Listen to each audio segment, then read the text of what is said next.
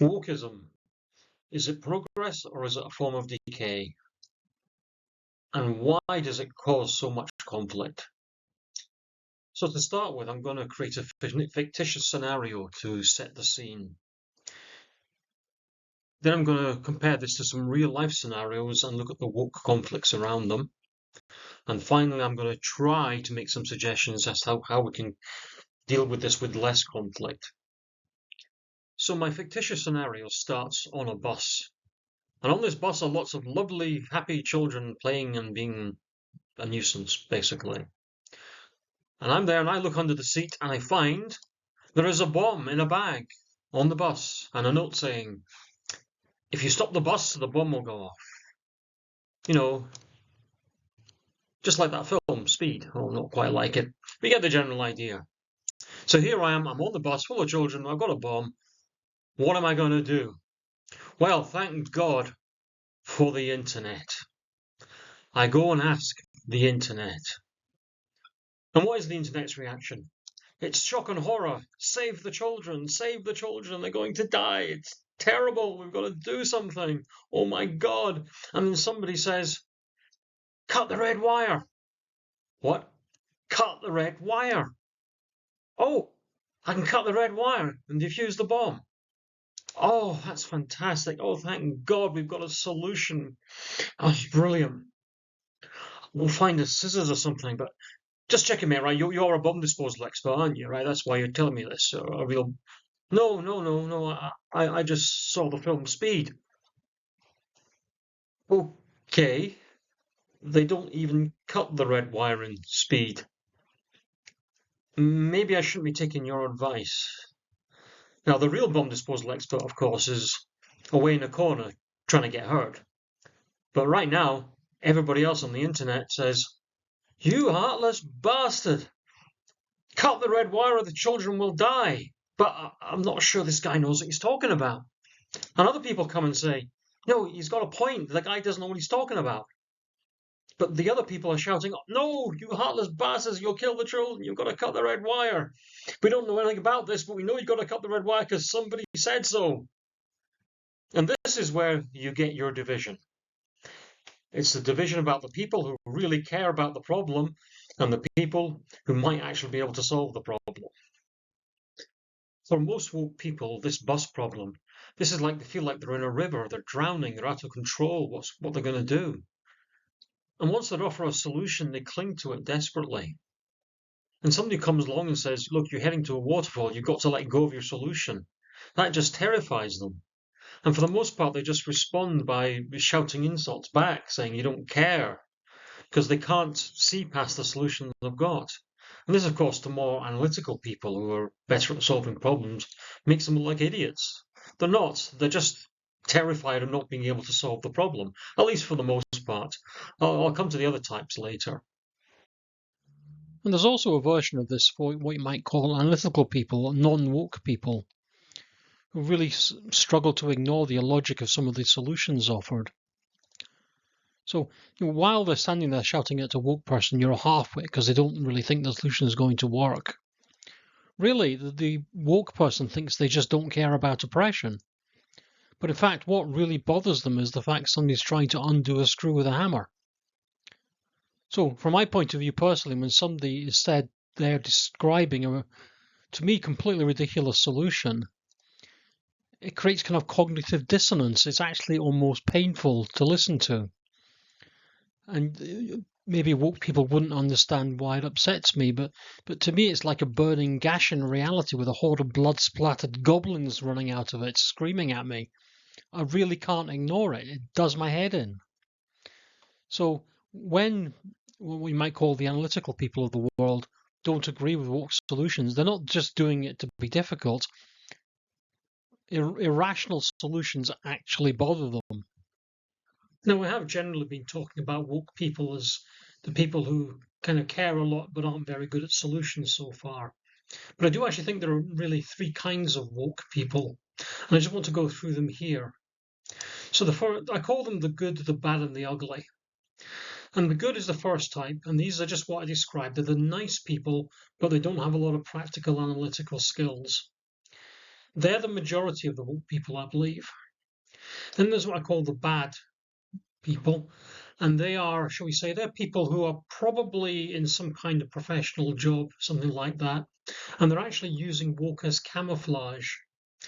Now, they're likely to be in something like teaching or education or social work or media, kind of jobs that aren't very measurable in many ways.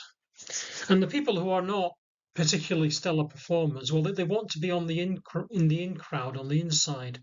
So they kind of use woke to say, look how good I am. It's a kind of security thing almost in their profession. And finally, there's ones I call the ugly. And these are the ones who use woke as a narcissistic vehicle. It's an opportunity to push themselves into other people's lives, to push their own ideas, even though they're not usually their own ideas, although sometimes they are. They'll invent ideas to kind of draw attention to themselves. And these people who might get into positions of influence, maybe likes of education or media, but they're not just following the woke rules, they're almost making them up to advertise themselves and push their own profile up. Now, I call these the carers, the fakers, and the exploiters as a kind of shorthand for describing them. So the woke carers, the woke fakers, and woke exploiters. How these divide up? Well, I think the majority of them are actually the carers. 5 out of 6 woke people are the caring type. A minority of them are the fakers, and the exploiters are actually a quite small number, but they do quite a lot of damage. Likewise, there's 3 kinds of anti-woke. Again, the good, the bad, and the ugly.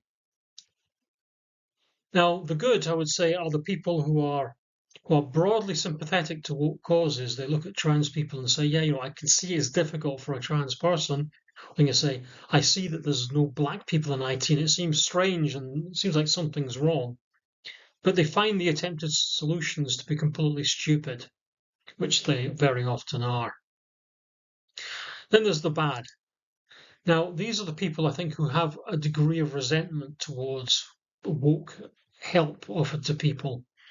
And this might be for various reasons. Like, there could be somebody who's growing old and they thought they would grow old in a neighborhood surrounded by people like themselves, but things are changing, strange faces appearing in strange languages, and they don't feel safe in it.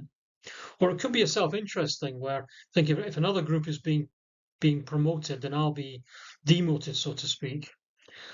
And there's other people who might think, well, they're giving all this help to foreigners, to women. I mean, I'm really poor. I'm fucked. Why don't I get any help? So there's various kinds of people in this group, but they have a kind of active resentment towards wokeness because of how it affects them. And finally, there's the ugly, and they are very ugly. These are like the racists and the bigots, and they just don't like the people who are supported by woke ideas. The kind of arseholes I mean. So I would class these people as the thinkers, the fearers, and the clowns. And again, I think they come out in about the same proportion, roughly. Again, I have no evidence for this. This is my impression that most of the anti-woke people are who might call thinkers. They just don't like the stupid solutions, but they're sympathetic to the causes. And the fearers who feel it kind of does them down somehow, and the clowns. Yeah, well, let's not talk about them. So let's look at some real life examples of this. So let's take the example of DEI and quotas. So for instance, there is a complaint that there are disproportionately few black people in the software industry. And in fact, this is actually true. I've spent a lot of time in the software industry, and it is actually true. Black people are relatively rare, scarce, disproportionately scarce in the IT industry.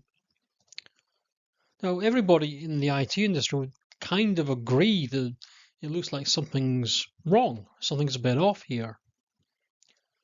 But a woke person might come up with a solution like, well, let's just have a quota. So employers have to employ a certain number of black people. Now, this might seem reasonable to them, but I can immediately see that this is a really stupid solution. And I'll explain why. So let's look at how people get into the IT market. You might say there is a kind of pipeline to get in there. Once you've gone through that pipeline, you can end up in a good job in software or IT somewhere. This pipeline starts with some sort of unusual formal training, education, college, university, whatever. And then people have to go and get some sort of junior level job to gain some experience. And then that's going to take them around 5 years to get through. But then they can go in and go and find a job somewhere in the IT industry. So right now, the only black people we have available to take up these jobs are the people who entered the pipeline 5 years ago. So it's going to be impossible to fill those quotas because the people just aren't there. What you need to do is start putting more black people at the start of the pipeline. Now, I can't prove this, but I can take a pretty good guess at the root cause of this. If you look at the leafy suburbs in Britain, you look at the deprived areas, you'll find that actually black people are overrepresented in the deprived areas compared to the leafy suburbs. They're not completely absent from the suburbs, but disproportionately they're to be found in more deprived areas. And if you look at the pipeline, what we find is that most of the people going through the pipeline come from kind of more middle-class backgrounds, and relatively few come from deprived areas. And this is the actual reason that there are relatively few black people in IT. That is because the place they come from has relatively few black people. So what is the real nature of the problem we're solving? Is it that there are too many black people in deprived areas? Is it that people, or not enough people from deprived backgrounds go into IT? Or is it just the existence of deprived areas overall? What is the problem we're solving? How are we going to solve it? Well, I would suggest that if we encourage everybody from deprived backgrounds to look at IT as a career, then because there are an excess number of black people in deprived areas, this will put an excess number of black people into IT.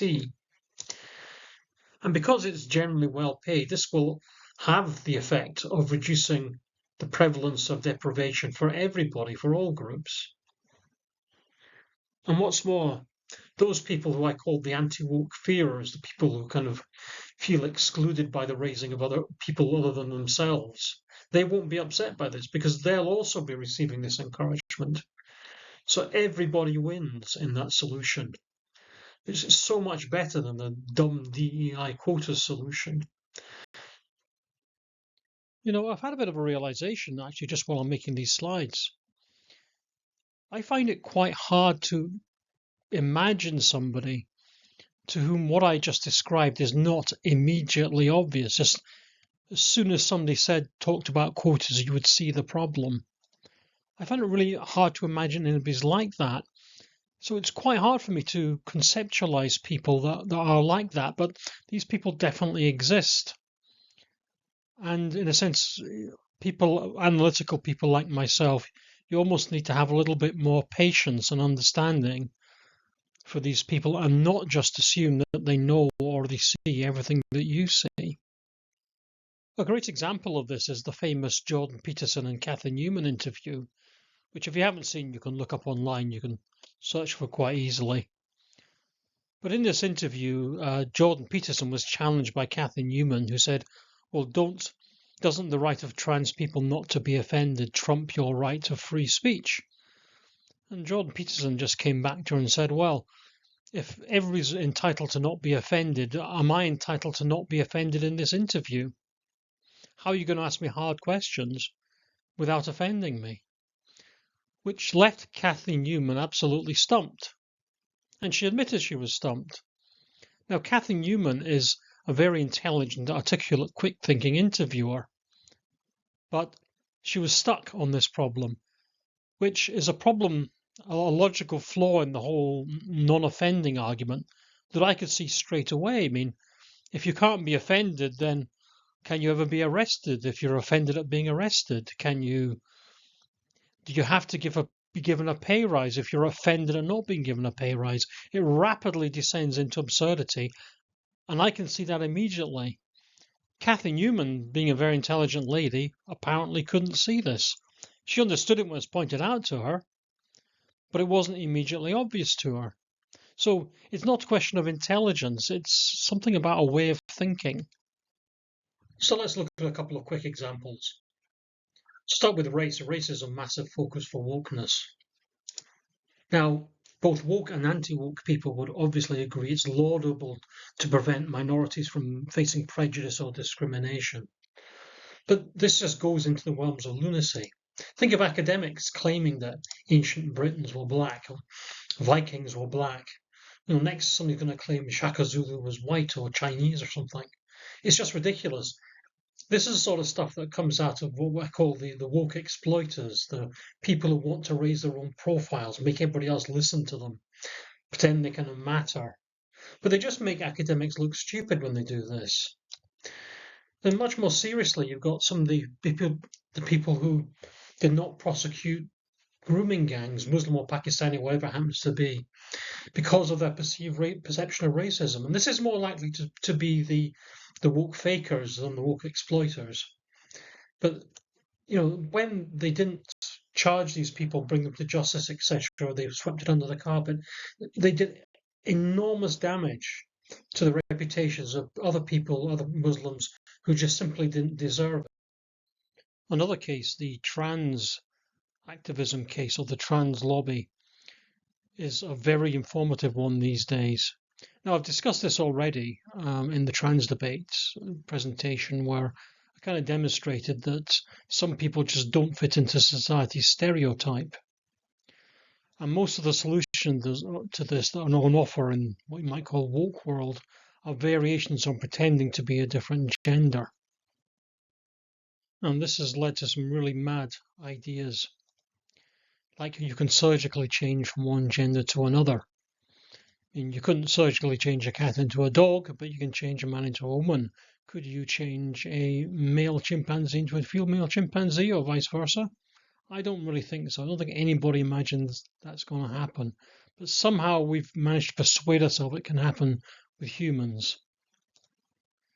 And this is often based on some sort of theory about an internal spirit being at odds with the body that is physically in. Presumably, that means your body can also be occupied by demons. Now, most people won't accept that's possible, but somehow people have accepted that we have external personalities within our bodies. And you look back and you think, how did this ever become accepted? Because quite honestly, even I used to talk in these terms. I kind of accepted this.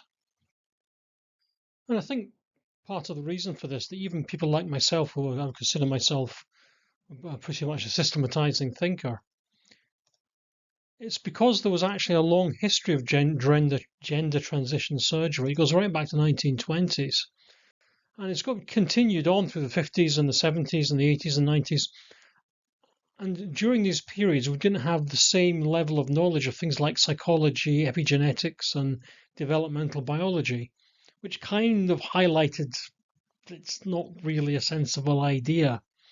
But it was already accepted. So, in fact, a lot of people kind of accepted it. Even unwoke people accepted this conversation. I had this conversation.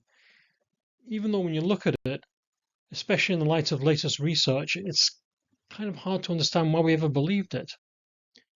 If we inform our conversation with the latest research, when I say latest, I mean it was 4th of April 2026, this was published, a paper called Psychiatric Morbidity Amongst Adolescents and Young Adults Who Contacted Specialized Gender Identity Services in Finland in 1996 to 2019, a register study. Yes, quite a mouthful. The conclusions of this, and this is a solid paper, it's from multiple universities in Finland, and it's a well-controlled paper. And this is the kind of summary of it here. If you don't want to read all of this, just read the blue bit at the bottom. And what it actually says is that for females who had gender reassignment surgery to male, they were 3 times as likely to need psychiatric help afterwards. from males to females, they were 5 times as likely to need psychiatric assistance after the operation. We just made these people worse. And weirdly, why are we not surprised? The trouble is that a lot of us kind of just accepted this kind of treatment as background noise. We just grew up with it and we accepted it. Even though if you stand back and look at it, you start to wonder what the hell you were thinking. And I'm not really making a point here about trans medicine. I'm making a point about the fact that we're all quite capable of believing in unicorns. Our medieval ancestors believed in unicorns, and even people who think they're thinkers, they're systematizing thinkers, you're quite easily suckered into it. So don't be too hard on those people around you who aren't quite as good at this as you are. So bearing this in mind, how do we reduce the level of the schism between the woke and the unwoke? Because I believe a lot of the confrontation is actually artificial and unnecessary. So let's just recap the types quickly. Remember the bars I put up showing the proportions, the unwoke and the woke. I'm going to add a few icons here just for the purpose of illustration. So first of all, we've got the woke carers, who are the most of the woke people, and the unwoke thinkers, who are most of the unwoke people. Then on the woke side, you've got the pretenders, the fakers. On the unwoke side, you've got the fearers. Then we've got the narcissists, and we've got the unmentionables. So if you're what you consider yourself to be a progressive, caring sort of person, and you find yourself in a confrontation, an argument starting with people about woke issues or progressive issues or whatever, and you find that some people don't seem to support your ideas, it's kind of important that you find out who you're dealing with. So first of all, you could be dealing with an actual thinker, a fearer, or just a neo-Nazi. Best way to find out is simply this. Just ask, do they have a solution? Because they might actually agree with you about the problem, just not bothering to actually tell you they agree because it's kind of obvious to them. They're more concerned about arguing that they don't like your solution. So ask them for their solution. And if you're dealing with a thinker, somebody who agrees with the problem exists, but they think they've got a better solution, they'll just tell you. And actually, you'll probably find that with that person, you're kind of on the same side. You don't really have the opposition you thought you had. But if it's a fearer, they'll probably deny that the problem exists because they think it's a threat to themselves. So you can, if it's one of them, you could just tweak your question slightly and just say, well, is there a fair way to solve this? So you give them room to bring in their own point of view as well in the answer. And of course, there's the third type you could be talking to, who are just basically inadequate humans. Don't bother talking to them. There isn't very much point. And likewise, if you're somebody I call a thinker, in that you kind of accept that there are problems around the world that need to be solved, but you really have a problem more with the solution that's offered than you do with the existence of the problem. And again, you need to know who you're talking to. Are they carers or fakers or just narcissists? The best way to do this, I would suggest, is make sure that you state to them, you say that you agree there is a problem, you recognize the problem, but you have a less harmful solution. Because the caring people are all about less harm. No harm in that, really. So when you say that, if you do say that to them, they'll respond by just saying, all right, so what should we do then? Because they'll accept a less harmful solution very easily. And all you've got to do is go give them a general solution, because they're not people who think through the details of solution. As long as there's a solution, they'll be happy. Alternatively, you could be talking to one of the fakers, in which case you'll probably get a nervous silence because they don't really know what to do. They're just camouflaging. They don't want to make it difficult. Then you just raise the fact that if you implement bad solutions, there may be consequences for those people who do so. This will generally just scare them off. Of course, finally, you've got the narcissist types who it's all about them, and they'll just be offended that you've questioned their genius. And again, there isn't much point in talking to these kinds of people. In fact, if we take the narcissists and the neo-Nazi clowns, Be better just letting them fight out in an arena somewhere, just keeping them away from the rest of us, because they're the people who cause all the real damage here. Alternatively, we could just follow the philosophy of the late, great Kenny Everett, put them in a field and bomb the bastards. But what I can say for sure is that whether it's the corridors of power, or it's academia, or it's the media, we don't want any of these two types of people in positions of power in there. We want to keep them as far away from power as possible. So just to summarize the whole thing, the majority of the either woke or the non-woke people they're either carers or thinkers. And in fact, these people are much closer together than you might realize. Just the carers are better at spotting problems and the thinkers are better at solving them. Then there's the people who are kind of driven by fear in some way, the fakers and the fearers. Well, they're not bad people, it's just human nature, really. They could just try to be better. And finally, there's the people who cause all the trouble. There's the narcissistic woke people creating stupid stories, and the Nazis and bigots who kind of justify their existence in a way that one couldn't really exist without the other. And they should, well, just hopefully they should just depart and autocopulate. We can all do without them. So I hope those thoughts help you out in some way. Thanks for listening.